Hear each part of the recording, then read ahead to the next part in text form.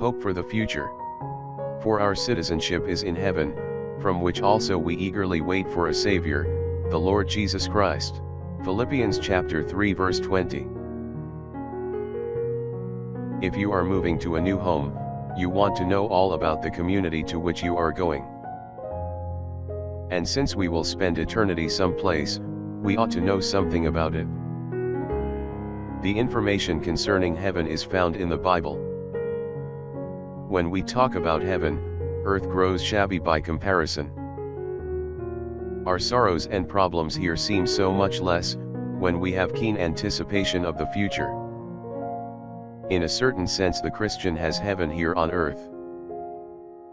He has peace of soul, peace of conscience, and peace with God.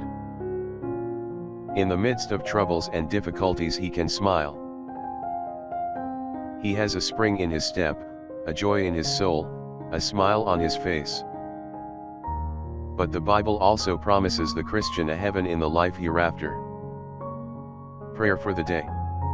Father, as I face whatever trials come my way, I will take heart in the glorious promise of heaven, knowing I shall be with you.